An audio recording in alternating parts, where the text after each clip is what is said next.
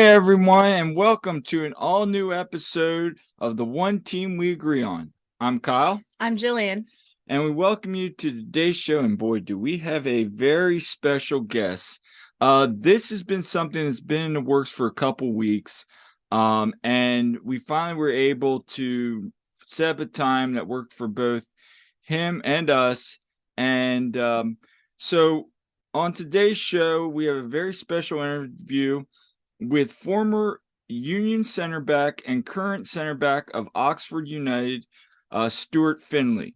But before we go ahead and get started with the interview, which we recorded earlier, what are you wearing today? Well, this was an obvious choice.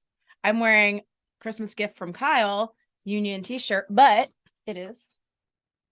You see that? Findlay. And I'm wearing gold-blooded t-shirt that I got last year for Christmas. So, before we get started, just a couple things. We did have a little video issues again. We're working through this, so hopefully we'll have it figured out by the next show. But also, make sure you follow us on social media. We are at TOTWAG. That's the One Team We Agree On. And you can follow us on Facebook and Instagram at the One Team We Agree On. So without further ado, we'll go ahead and here's our interview with Stuart Findlay. We are here today with our very special guest. He is a former Kilmarnock center back, played there from 2015 to 2021.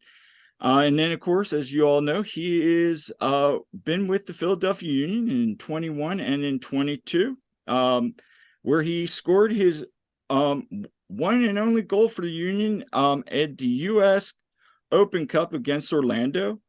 And he is a current center back for the Oxford United F.C., where he's made 29 appearances and scored one goal in the EFL Cup.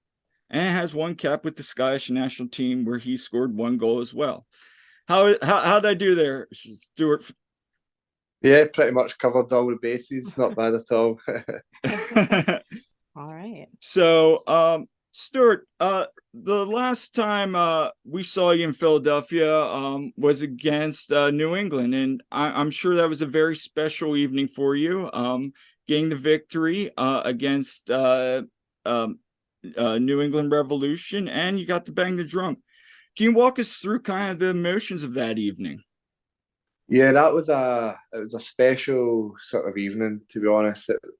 For a guy like me who might not have logged as many minutes for the Union as obviously the guys that played the majority of the season, they guys done it really well, obviously. But for a guy that's like myself who didn't play as many minutes as some of these guys, to get that reception on my final game for the club, it was really, really special. It meant a lot to me. I actually got a little bit emotional at the time because it's something that you never expect from somebody like myself who'd only played a handful of games at that time. But the full week had been an emotional week. It had been crazy. Like the week before, I wasn't even in the squad for the DC United game. It sort of seemed as though I was going to be going to Oxford that week. And then my good friend Jack Elliott must have wanted me there for another week because he decided to get hurt for a week. And I got the phone call that I got the phone call in the morning that I was meant to fly out, that they needed me for an extra week. And yeah, that was a whirlwind, but it turned out really sweet in the end because we managed to beat Miami on the Tuesday night and managed to win against New England to for the way the season went for myself personally, to finish it with 2 games and 2 wins. It was a really nice way, and it gave me a good send off, and I think it sort of worked out well for everybody in the end. Well, it certainly did. I mean, that was just a magical time, I can tell you, for us fans. Unfortunately, believe it or not, we were not able to be there that night because we had other plans. I was so bummed too. Yeah, I mean, we couldn't be there, but we watched, and because we have season tickets to the river end there, so we're always in there. But you know, I have to say that that meant a lot to the Philadelphia fans, what you did. You that was a classy move, and it really did, help the team out. And you do something like that in Philly, people remember it. That really, really stands out. So I always hear such good comments still. So yeah, I mean, I'll tell you, for me, I was getting texts left and right, man. Oh my gosh, he almost scored a goal, man. It was right there on that, man. Yeah. Oh my gosh, he's on fire. This is like, everybody was just, for like weeks on end, was just like, man, that was like one of the most memorable moments probably from our season this past year. We talked about that. So all right. So now, since your time coming over from Philly to Oxford, how would you compare the MLS to League One in England, and what has been your biggest adjustment to the league?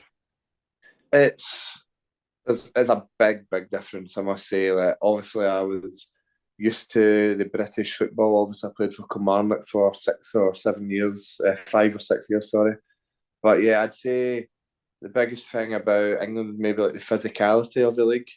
Like, it's a lot, I'd say, more high energy, a lot more physical duels all over the park, and it's something that, yeah, I was used to. But obviously, I maybe went a couple of years where it was more down the tactical and technical route. But to go back to the good old fashioned British football that I grew up watching, grew up playing, it was quite good to go back to. But yeah, it was hectic for a guy like myself. I didn't play a lot of games, obviously, in Philadelphia. And then to go back to Oxford, where I was playing Saturday, Tuesday for the first 4 or 5 months of the season, it was definitely a shock to the system for me. But it was something that, for everything that I loved in Philadelphia, it was something that I was glad to get back to, was playing week in, week out, and being back in the heart of the team for the first half of the season. And I'd say that was the biggest change. It was just the constant games, the constant bombardment of matches. You didn't get a minute to rest in this league. It just, you're on it 24/7. And yeah, I feel like I've got a bit of catching up to do with playing, because I didn't play as much as I'd liked in Philly. But yeah, I'm embracing it. I'm enjoying it. that's awesome. And it's funny you mentioned about playing like Tuesday, Saturday, like this is the schedule, because Jim recently was talking about that with like all these games they have coming up. I think they said something like 55 games coming up. He's like, this is nothing for the English and for a lot of European teams. So that's very interesting that you say that. And kind of transitioning to that, coming from Philadelphia and Jim's coaching style, and then going to the system now that you're playing in under Carl Robinson, how have you adapted at all? Was there a difference, or are they kind of similar? I mean, I think both managers share the belief that they want to play good football first and foremost. Like, a lot of teams in England maybe get the reputation for being a bit more long ball, but at Oxford, it's one of the reasons I want to go there. The manager was very open about wanting to play good football, which is something the Union have obviously done for the last few years. Both teams like to press really aggressively, so I think it's something that it was a good move for me, and it might take me a little time to get proper adjusted to it, just because I'd been on the sideline for quite a lot of time in Philadelphia. But I think the way that the two teams play, there is definitely similarities there. And I think that was one of the main draws for me leaving Philadelphia, because it wasn't a decision that was easy for me to do. But to go to a team that had maybe a similar ethos, and a team that I was going to get a starting slot to begin with anyway, was something that definitely interested me at the time. Okay. And then for you personally and for your family, like, what's the difference in terms of like cities, cultures from Oxford to Philadelphia? Like, what are some things that really stood out for you? I think if you ask my wife that one, she would be very open about how much she loved America. It was very difficult for both of us to move back. Actually, like, moving to Philadelphia was the first time I'd ever lived in America. And that was the first time me and my wife had ever came to America, and we were a little bit not knowing what to expect. I remember the first time I arrived, there's a little bit of my story that came out, but I was in Poland for like a week before I came to America, trying to sort my visa during the COVID issue. I remember flying from Warsaw straight to JFK.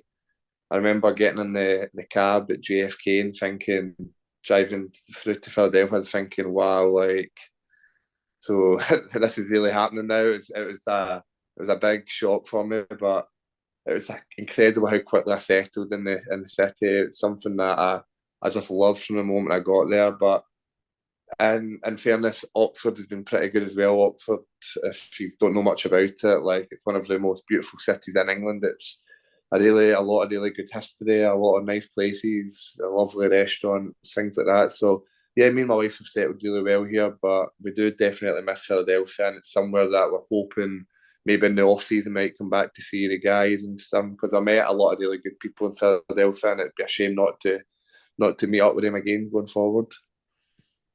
Yeah, we'd love to have you back anytime. Yeah, absolutely. And then about the supporters culture in Oxford. Yesterday I read somewhere you guys had like 1,500 supporters show up for the game. You had the match you had yesterday. So how would you compare the supporter groups, or are they the same? I think one thing about England, which is pretty obvious if you look at a map, it's a lot smaller place than America is. So I think the biggest thing that I think England has over America that's not really anything that the fans can do about it is the away support. I remember my first game of the season, we played Derby County at Derby's place, and I went out for the warm up. There was 3,500 Oxford fans there that day, and that was really incredible. That's something that you don't see a lot in America, just purely because it's impossible for these guys to travel 5-6 hours on a plane. But I think home fans, a lot of people have misconceptions of the American League. They see soccer as a not really as more like a pastime rather than like a passion that it is in the UK. But I think that's changing by every year. I think you look at Philadelphian fans, obviously it helps when the Union have been so successful for the last 3 seasons now. The two that I was in, the one before especially. And I think, but if you look across the league, I think the fans are really starting to show like the sort of levels of passion that they've never done before. And I think the league in America is really only going from strength to strength. But I can only speak about the Philadelphia fans. Obviously, that's the ones that were my fans, and yeah, they towards the end, especially every game was a sellout for the last season. It was amazing to see. Yeah, absolutely. Yeah, absolutely. Oh, so what's a favorite soccer memory from your time in Philadelphia? Oh, there is a few. There is a few.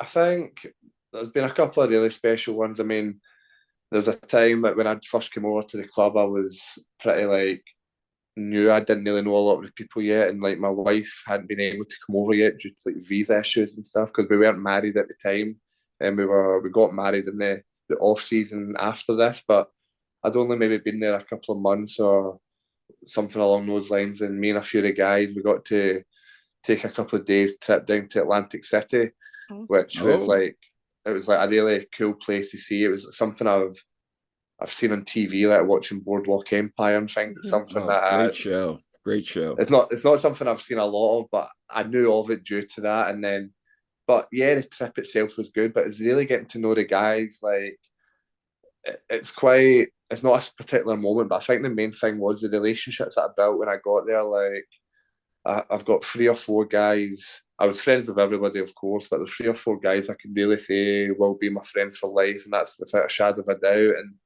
even for my wife, she was really nervous about going to Philly, about settling in, being away from family. It was the first time something like that had happened for us, but the community that we'd built with the other guys and their wives, because everybody's in the same position away from families, and we almost got our own little family.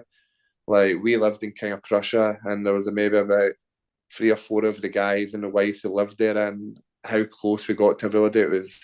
That was probably the most special thing for me away from the football was the relationships that I built off the park.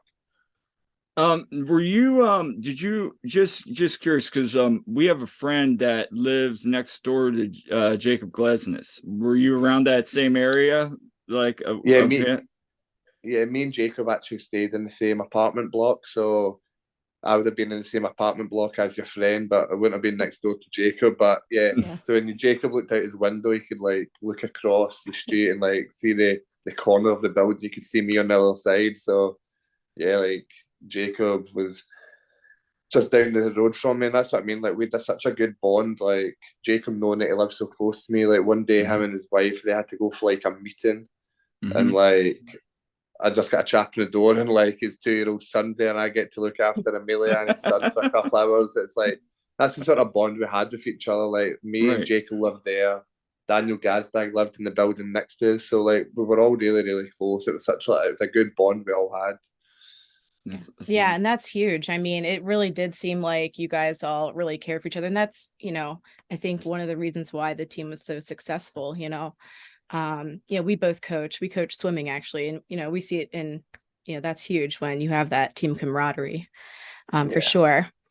So during your time in Philly, you had a lot of great social media appearances. Okay. And, from the walkout questions, when you guys walk out to practice, we especially like the ice cream tasting episode. That was pretty great. So what's the process to that, when those would occur? I think I remember the first time I think it appeared on camera, we had like a video sort of game was produced about stealing the cup and Fang. I can't remember exactly who stole it, but something along those lines. There was a video game that they sort of created, and I think I got a bit overexcited on the video the first time. Me and Jack McGlynn were there. I think I got a bit overexcited, and I think the fans seen the British nature of me coming out a little bit, and I think they quite enjoyed it. And then I thought to myself, like, you know what, like, I enjoy doing these things, and I think it got to the point if there's any sort of special one, like Kim, Aaron's, or Erica, whoever's like the people that are involved in like the social media side of things, like, yeah, sure, we've got this sort of idea, and I'm like, you know what, like, let's have fun with this sort of stuff, like, give me something different to do in a day, and like, yeah, I get a good laugh from it. So yeah, I quite enjoyed doing these things. Now, when were they normally do these shorts? Was it like for like the one with the ice cream? Was that like during an off day, or was it after training, or? Yeah, like obviously the ones walking out to the pitch, that was just like spontaneous. Some days we would just see like the sign and have to answer the questions. But like, no, it would just be, for example, I'd come in and then Kim would say to me maybe on a Monday, like, we've got this idea, we want to shoot with you, Jack and Daniel, because it worked so well in off season. Do you fancy doing it? And then we're like, yeah, well, yeah, and let's do it tomorrow after practice. So you go out to practice in the morning, just come in and jump up and do a little bit of fun stuff before you have your lunch and things. Like, one thing about being a professional soccer player, you get quite lucky. Your hours aren't too strenuous, to be honest. You get a little bit of spare time to fit these things in. But yeah, I mean, it's not exactly hard work. It's a good laugh to be able to take part in these things. So I enjoyed it. Yeah, well, I think definitely the fans enjoyed it too. Yeah. I still say my favorite one is the one where it was you and Andre, and it was it the socks one? Socks on, socks off? Oh, yeah. it was. Yeah, I think it was the socks when they were asking about socks or something, and something, I forget the whole thing, but it's somehow there was a meme spawn out of it or something like that. It was just funny. Yeah, it got to the point when I came out for these things in the morning, even if I didn't have an opinion on it, I just decided, yeah, I'm going, whatever my opinion is, I believe it firmly. And then that's the way I sort of went about it. Like, even if I didn't care that much, I was like, yeah, let's get into this. Let's see who I can persuade my way. Right. Well, that was great. I'll tell you what. So let's talk Scotland a moment. Okay. So we're hoping to actually visit there in the near future. My great grandmother came from Hawick, actually. Yeah, so a lot of my family is from there originally, but so everyone knows about haggis, okay? But I teach cooking. I teach middle schoolers. I teach cooking, and so I teach foods and all that, and I want to know, like, if we go to Scotland, what do we definitely need to try in the way of food? Well, what's good? Scotland is, the UK in general are very good at eating other people's food, is what I've sort of realised over the years. Like, Like we sort of, but I think haggis, as you say, that's definitely one that would be my go-to thing. Like you get, but British things like steak pie and, but I'd say haggis is something that it gets a misconception for being kind of gross at times. But if you go to a good restaurant, get it the way it's meant to be made, it can be something that can be quite delightful. I don't mind it. Funny enough, you've phoned us tonight. This is actually Burns Night in Scotland, which is like a Right. massive like Remembrance Day for the poet Robbie Burns, who was a really famous poet in Scotland back in the day. And this is the sort of night everybody's meant to eat the haggis, nips, and tatties. Which to someone who doesn't know what that means, it's haggis, turnip, and potatoes. That's sort of this is the night you're meant to have that. So it's quite funny you ask that on this night that you phone. But I'd say there's a lot of little things in Scotland. I don't, if for a drink, there's a Scottish drink called Iron Brew that I don't know if you've maybe tried once or twice ever, because there's a few stores that have it in America. But get a haggis, nips and tatties and a glass of Iron Brew down you, and you won't be going far wrong. Good. Awesome. That sounds amazing. And then, like, growing up in Scotland, like, what were some of your favorite places, like, that you would say to somebody, oh, we're going to go to Glasgow, we're going to go here, we're going to go here. We're like, you'd be like, wait a minute, hold on, you definitely want to go check this place out. I think as a tourist going to Scotland, I'm pretty biased. I'm from Glasgow originally. That's where I was born and raised. But I'd say Edinburgh is definitely a really beautiful city. Edinburgh's, for the tourism, it's really, really nice. It's got the castle. The Edinburgh Castle is amazing to see. But there's castles all over Scotland, which is really a really cool thing. But it's something I didn't experience too much when I was little. But like the Scottish Highlands up north, which is a little bit away from anything. Like we could travel the whole world. I don't think you'll get much better scenery than you'll get up in north of Scotland. Like it's honestly a really, really beautiful part of the world. But Glasgow is more if you like the hub sort of way of life, the sort of working city. I'd say Glasgow's as close to like Philadelphia. So it's the same sort of vibe I think you get. But definitely for the tourism side, I think the Edinburgh's a really, really beautiful city. But I'll always be biased and say I don't ever want to be in Glasgow. And then speaking of one last Scottish question, let's talk about the Premier League. One of my biggest things, and this was a question from one of our listeners, best soccer atmosphere in Scotland. Obviously, the mainstream, it says Celtic, Rangers, but why is Kilmarnock the best fans and best atmospheres in the Scottish League? We want to know why are they? I think when you look at Celtic and Rangers, okay, they're two colossal, massive clubs. They're worldwide. They're two of maybe the top 20, 30 teams in the world. They're supported in America, supported in Asia, they're supported everywhere. But when your stadiums are that big and you're that successful, it's easy to get an atmosphere. It's easy to do these things. You go to Kilmarnock, a team that are very, very close to my heart now after the amount of years I've been there. They've been through some pretty tough times over the years. The year that I left to come to Philadelphia, sadly, Kilmarnock actually got relegated from the league. They went into the second division of the Scottish tier. But so when something special does happen at Kilmarnock, it means a lot more to the fans. It's something they don't take for granted the way that other teams might. And that's the same for all the so-called lesser teams in the Scottish Premier League. For example, the season we finished third place in the league. To finish third in the Scottish League is almost like winning the league out with Celtic and Rangers, which is like the biggest achievement for one of the clubs to do. And we beat Rangers on the last day of the season 2-1 to cement third place, and to see the three stands of Kilmarnock fans full singing, embracing this amazing moment is something that it makes these little moments special because they don't come out as often for the smaller clubs. So to be able to share moments like that, for them to then win the second division last year, to get back to the SPL, these little moments just mean a lot to the fans, and I think that just adds an extra edge that isn't something to take for granted. They know it's not going to come around every week, every year.